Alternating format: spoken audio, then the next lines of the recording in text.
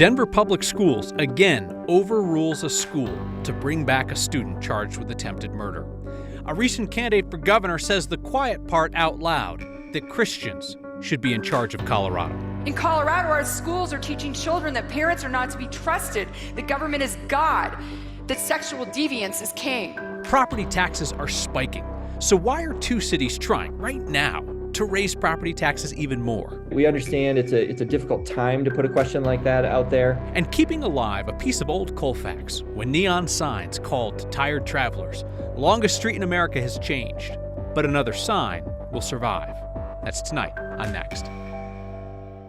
Denver Public Schools is again proving its commitment to keeping students in class, welcoming a 16-year-old charged with attempted murder back to school. As we've reported, it is not the first time this has happened. The district office overruling school staff to put a student charged with a violent crime back in with classmates. Here's Chris Vanderveen. The story doesn't necessarily start here, but in order to understand it, you must know what police believe happened here in July. A 16-year-old we're not naming tried to kill a 23-year-old man, according to this affidavit, by firing a single shot from 3 to 4 feet away. Hit in the head, the man survived. Commerce City police then went looking for their suspect. The following month, Denver police say he showed up here, Thomas Jefferson High School, wanting to enroll. Previously briefed on the warrant, a school resource officer with Denver police saw the 16-year-old. Documents we've reviewed suggest there was a fight, which ended in an arrest and a brief lockdown of the school. The following month, the school attempted to expel the student. This week, we've learned from multiple sources DPS denied the request. It mirrors a request last semester by McAuliffe Middle School's principal to expel a student also accused of attempted murder. That, too, was denied. As for the district, we know it's expelling fewer and fewer students, to the point where last year it expelled 18, a sharp decrease from 45 just 5 years prior. It's the largest district in the state. Last school year, these metro area districts expelled more, some many more, than DPS. And compare DPS with Cherry Creek Schools, a district with 30,000 fewer students. While DPS went down, Cherry Creek went up. One more thing. That 16-year-old accused of nearly murdering someone in Commerce City? Months prior, he attended East High, which also tried to expel him after a separate felony menacing case near that school. DPS also denied that request. Chris Vanderveen, 9 News. The teenager in this latest case can't go back to DPS right away because he's still in custody. He's charged with attempted murder as an adult. DPS School Board Vice President Ayante Anderson previously came on Next and said that as long as an attempted murder takes place off of school grounds, the district's discipline matrix calls for that student to come back to class. Attorneys for 2 former paramedics charged in the death of Elijah McClain are now asking the state Supreme Court to throw out their cases. It's a long shot, but all 5 defendants in the case could use the strategy. Elijah McClain died in 2019 after police stopped him despite the fact that he had done nothing wrong. Aurora police put him in a carotid hold and paramedics injected him with the sedative ketamine. He died days later. The local prosecutor declined to file charges against the first responders, so the Attorney General's office went to a state grand jury and got an indictment. Attorneys for the paramedics are appealing to the state Supreme Court, saying that the case against these officers is not the state's jurisdiction. We don't know how quickly the Supreme Court will rule. Jury selection is scheduled to begin tomorrow for 2 of those officers' trials. Does it matter that Congresswoman Lauren Boebert got kicked out of a musical? Don't know how many voters based their decisions on theater etiquette. But it also appears that the Republican Congresswoman and her team were not honest about what happened. They denied that she was thrown out of the theater for vaping, being disruptive, and arguing with other patrons. Boebert says she was escorted out just for laughing and singing too loud. As they used to say, let's go to the videotape. Boebert. Say it 3 times and she appears in security video from a weekend performance of Beetlejuice, where the Congresswoman was kicked out of the theater for being disruptive. The DCPA says she was vaping. Boebert's team denied that, said the haze was from fog machines in the show. That claim goes up in smoke when you see the video. The pregnant woman sitting behind Boebert told the Denver Post she asked her to stop vaping, and Boebert refused. Her one-woman show continued, taking flash photos, raising her hands and dancing, often the only one clapping or standing up in the crowd. Boebert occasionally took a break from being disruptive to enjoy the company of her male companion. He briefly had a grasp on the situation before ushers returned and told Boebert she had to leave. The theater's incident report says Boebert pulled the "Don't you know who I am" card on the way out, giving theater employees the single-finger salute. Denver's new mayor likes to say that a budget is a moral document, so we got to look at the mayor's morals today. Mayor Mike Johnson unveiled his first budget, and it puts taxpayer money where his promises have been, to address homelessness, affordable housing, and public safety. Johnson's proposing record spending, $1.7 billion city budget, up nearly 4% from last year, in line with revenues, city says. It includes $242 million for homeless initiatives and affordable housing. The mayor says he'll bring in 1,000 people off the street this year, 1,000 more next year. He's also proposing $8 million to recruit 167 more Denver police officers, nearly $45 million for downtown investments and improvements, and $22 million for greener transportation like EVs, bike paths, and pedestrian infrastructure. Last year's Republican candidate for governor says that Christians can single-handedly take back control of state government. Heidi Ganahl made the comments at a recent conference that mixed anti-gay bigotry with calls for Christian dominance of government. We are focused on Colorado at the moment because it is one of the most liberal states in the U.S. That's Andrew Womack, an evangelist and faith healer from Woodland Park. He opened his weekend Truth and Liberty conference with another of his frequent attacks on LGBTQ people. What you're doing is validating their lifestyle and saying it's fine for you to be a homosexual. It's not. That's like telling a person who's a murderer that I respect your right to murder people. Womack says Christians need to win over control of government. You know what? Somebody needs to take it over. They don't even know which bathroom to go into. 2022 Republican gubernatorial candidate Heidi Ganahl told the crowd that parents should pull their children from public schools. In Colorado, our schools are teaching children that parents are not to be trusted, that government is God, that sexual deviance is king. Ganahl called for Christian churches to get more involved in politics, from poll watching to ballot harvesting. Christians in Colorado have the power to single-handedly return our state to the beautiful place it was. And Ganahl closed by saying Christians did not do enough to stop pandemic restrictions. She drew a parallel to Nazi Germany. We might look back and think, why did not more Christians speak out back then to stop Hitler? Well, look at our silence over the last few years as we were masked and locked down and told to shut up. Most people went along with all of it, even criticizing or canceling those of us who questioned it. Hello, Kyle Clark. Last year, Ganahl ran against Democratic Governor Jared Polis, Colorado's first gay and Jewish governor. She lost by nearly 20 points. A record number of Coloradans appealed their property tax bills this year. That makes sense because property assessments and therefore property taxes are going way up. Seems like a tough year for governments to ask voters to raise those property taxes even more. Politics guy Marshall Zellinger explains why 2 cities are trying it.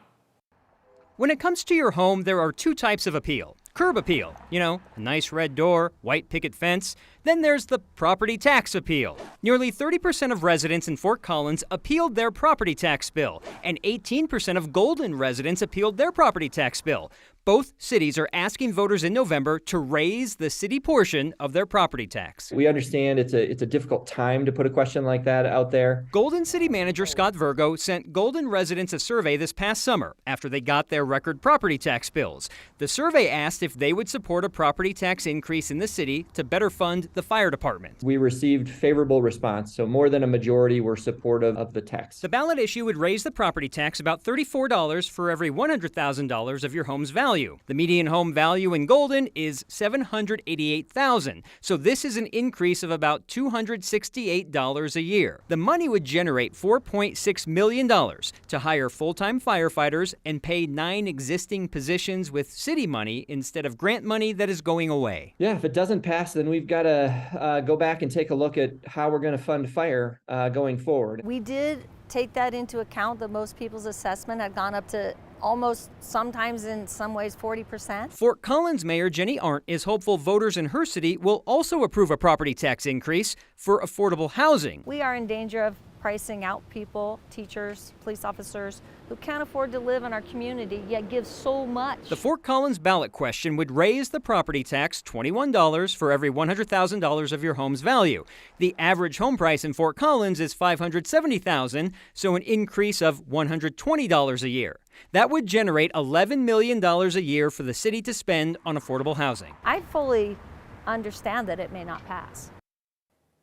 Proposition 123, passed by voters statewide, will also fund affordable housing throughout the state. It hasn't generated any money yet. Fort Collins would have to ask for grant money from it, and I asked the mayor, why not wait for that money before you ask voters for other money, and she has already projected that it's probably not going to be enough even when they get that money. Denver voters have proven that sometimes there's a limit to how many tax increases you can ask for. They had passed goodness knows how many in a row until Mayor Hancock asked for money for that new arena of his a few years ago, and voters were like... To their credit, neither of these are going to be in the name of the mayor or the city manager. Sure, it's not going to be the Mayor Aren't Arena in Fort Collins? No. All right, Marshall, thank you. The state's eyeing new environmental rules for lawn equipment, but let's move past this idea that they're going to start kicking in garage doors and confiscating our old mowers. And it's a sign of Colfax history, Denver history, Colorado history. It is one family's history, and it's going to be saved. That's next.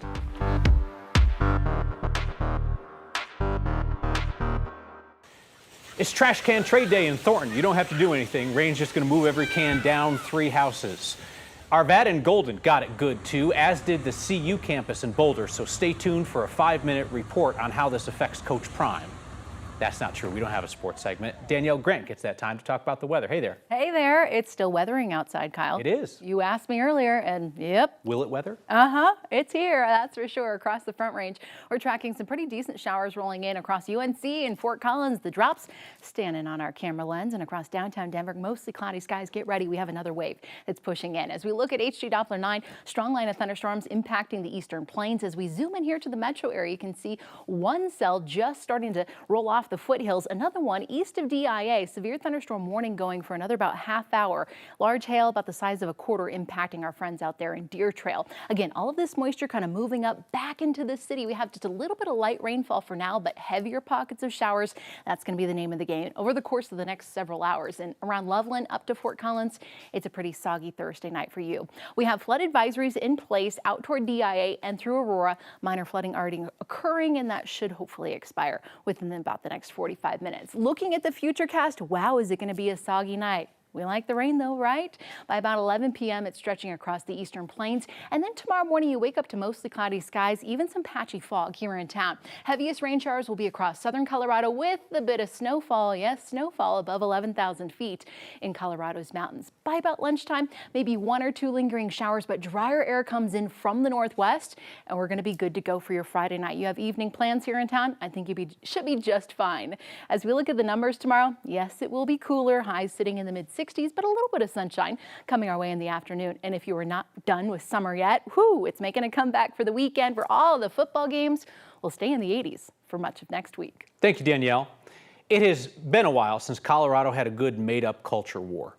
Back during last election season, we had that fake fervor over furries taking over Colorado schools. Well, now it's that Democratic Governor Jared Polis is coming for your gas lawnmower. So the backstory on that is that this week the Gov signed an executive order to move state facilities away from using gas-powered yard equipment like leaf blowers on state property. Steve Steger, those who love a good gas blower or mower see this creeping into the freedoms in their garage. Yeah, there are people out there who say you can pry my gas hedge trimmer out of my cold, dead hands, and they could still keep them under a potential rule change that's in the works. It'll just be hard to replace one down the road. This summer, the Regional Air Quality Council, a group that represents Front Range counties, voted on a policy that would ban the sale of small gas lawn equipment, less than 25 horsepower by 2025 in much of the metro area where ozone is a problem. Now, that group has no teeth when it comes to actual rulemaking, so the state air quality regulators would have the final say on that later this year. It wouldn't ban everyday people from using gas-powered equipment, just wouldn't allow the sale of it here in the impacted regions. A lot of people are already buying new electric lawn equipment, and I asked the chair of the Regional Air Quality Council, former Democratic State Senator Mike Foote, if mandates are necessary when people can already get incentives. There are incentives available. Oftentimes we see that incentives as well as regulation are needed. Both of those are typically needed in order to make sure that there's effective change. Their proposal also would ban public agencies, think cities and their parks departments, from using gas-powered equipment between June 1st and August 31st by 2025. And all commercial entities would have to stop in that same time period by 2026. The head of the Associated Landscape Contractors of Colorado, group representing landscaping companies, says that while landscaping companies want to go electric, this mandate is going to hurt their pocketbooks even with the incentives. Well, the right way to do it is to do it thoughtfully. So, create the benchmarks, know that we have production and manufacturing, servicing of the equipment, because right now it's limited to only a few people. And also just to make sure that we have the incentives in place so this doesn't have the draconian impact it does right now. McMahon told me to update an individual landscaping truck costs the company as much as $34,000 when you replace all the blowers, everything on board. He says they'll also have to update other infrastructure like charging capabilities back at home base. Foote says state regulators could vote on all of this at some point this month and then make the real rules by December, Kyle. So stay tuned for the wider impact down the line somewhere. Steve, thank you. Oh, it makes me feel good. It makes me feel good, and thank you for all those people that thought of it. It seemed like old photos were going to be the only reminder left of a stopping place on West Colfax. Until something happened recently. That's next.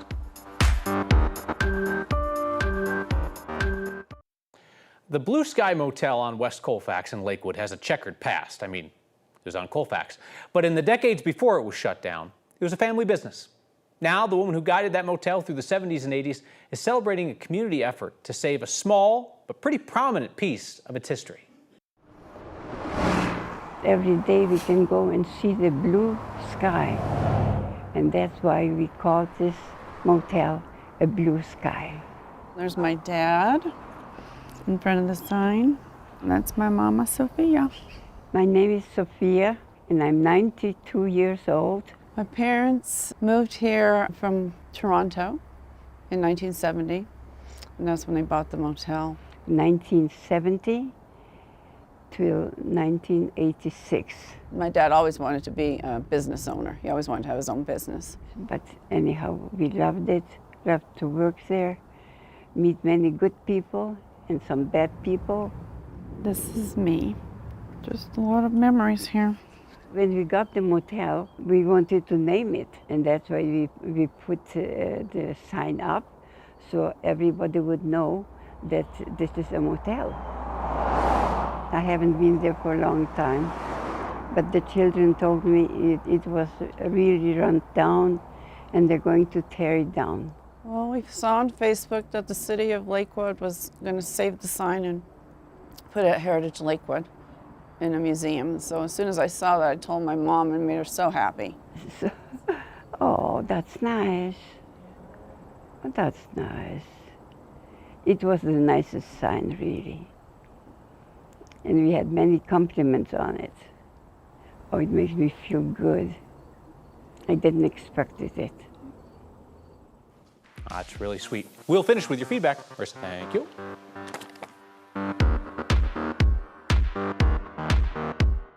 Billy asks, curious why we seem to focus on the cost of homelessness instead of the solutions and efficacy. Says you don't see 20 million spent on roads. Billy, I think it's because of a perceived lack of efficacy in the hundreds of millions of dollars that we've spent so far on the problem.